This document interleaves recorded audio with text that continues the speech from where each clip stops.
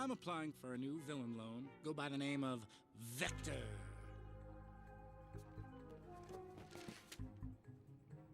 It's a mathematical term, a quantity represented by an arrow with both direction and magnitude. Vector! That's me, because I'm committing crimes with both direction and magnitude. Oh yeah! Projectile motion. But we're going to take a 2-day segue and talk about something called vectors.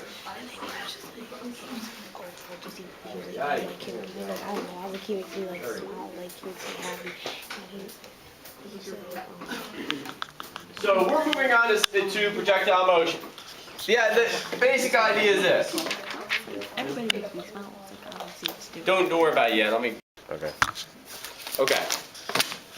To understand vectors better, it's probably good to know what's not a vector. Okay? You getting it going? You got it going? Okay. What's not a vector is something called a scalar.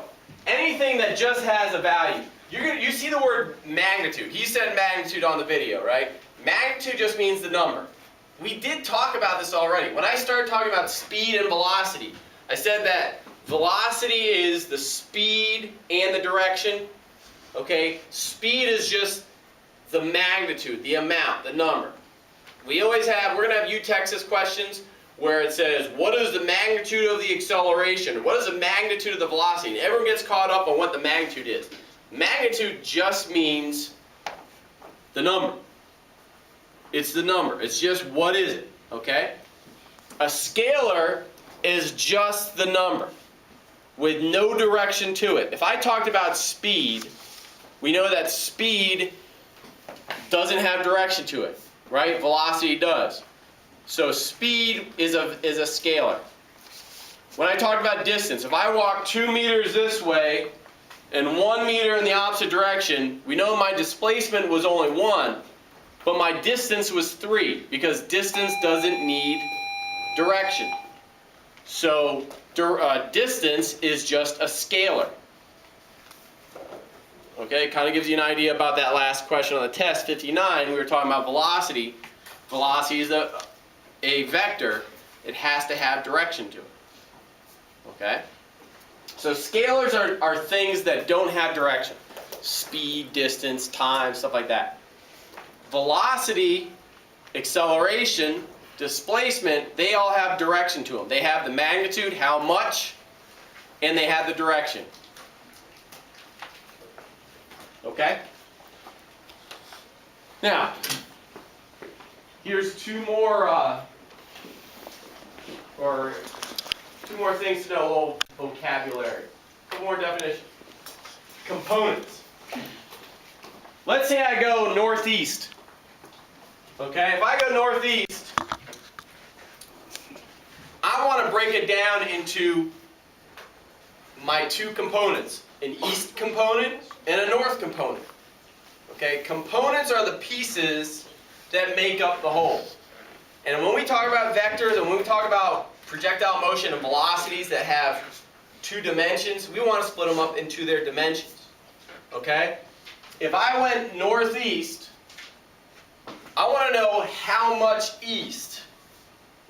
Okay? Look at my arrow. A is the same length horizontally as Z was. Okay? They both go out the same amount. A is how much east Z went. B is how much north Z went. Do you see that? Do we see how these two break up this arrow? Hopefully so. So components make up your resultant. And there's two rules you need to know about vectors, or components and resultants.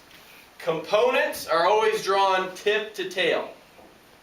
See this? The tip of one arrow is connected to the tail of the next one, because these are components. Okay? The resultant, Z is what it results in, A and B what they result in. The resultant always goes from start to finish. So it doesn't matter how many components I have. Okay, I could have 1,000 components. I could have one going like this, one going like that, one going like that, one going like that. That's fine. You can have 1,000,000 components going in all the other opposite directions. But they always have to be drawn tip to tail. Okay? So if I have one going like this, I'm going to go put it tip to tail. If I had another one that was going down here, that's fine, but it has to be tip to tail. I had another arrow going over here, that's fine, but it's got to be drawn tip to tail. So all my components are drawn tip to tail. What will my resultant be? My resultant is where I started compared to where I end up. So my resultant should be start to finish. Okay, so those are the two rules. Components are always tip to tail. Resultants are always start to finish. We'll have practice, and once you have the worksheet in front of you to practice with, it'll make more sense. Alrighty? Alright, now, what if we have more complex things? Now, so this is going to be easy Pythagorean theorem. If I was asking you what's your displacement, and I said you walked 4 miles east and 2 miles north, you could say, well, so Pythagorean theorem, a squared plus b squared equals c squared, and you get your answer. Easy enough, right? It could also be velocity. So if I was talking about you're flying your plane due north, but there's a strong easterly wind, well then you could do, again, a squared plus b squared equals c squared, and this would tell you what your actual velocity is, how fast you're going. Okay, it could be forces, it could be whatever we want. You take components of things that we know are vectors. Okay, if I push you this way and somebody else is pushing you that way, a squared plus b squared would equal c squared, and you know how much force is actually being applied to you. That's why it's a vector. Okay? But things can get more complicated. Not everything we do is perfectly horizontal and perfectly vertical. Okay? What about... Whoa! Go back, go back, go back. Okay. What about if it was something like that? Whether it's distance or velocity. Okay?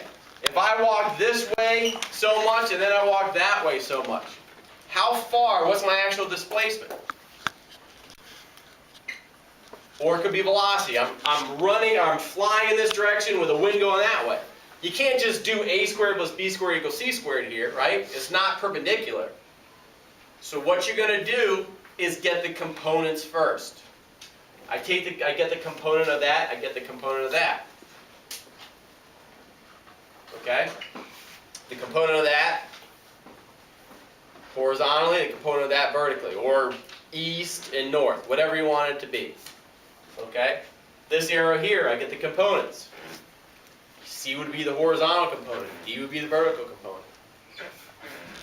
And you can do Pythagorean theorem, but what you have to do is Pythagorean theorem for components that are in the right direction. Okay? So what I'm going to suggest when you do these worksheets is you're going to have just a little bit of work for these. There's only 2 worksheets and it's going to be very light. But when you see something like this, I want you to make a little column. And I want to say, all right, what are in the same direction? A and C are both horizontal. So I'm going to make a little horizontal column. All my horizontal components will be here. B and D are verticals. So I need to have those separate. And to figure out what your resultant will actually be, you'd have to add these 2 up and get a total. You want to get a total of everything in one direction, a total of everything in the opposite direction. I'm sorry, in the perpendicular direction. Alright? So you have something like that. To figure out what the actual length is going to be, you can still do Pythagorean theorem. But a squared plus b squared equals c squared, this piece right here will be the 2 horizontal pieces. Okay?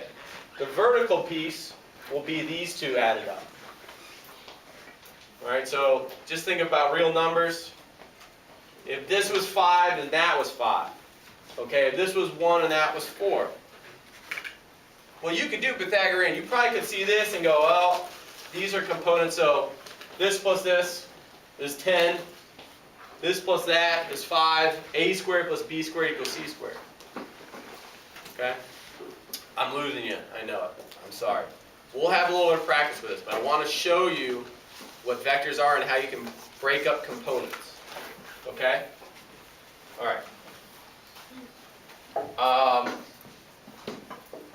Kill that for a second. I'm going to hand out the sheet.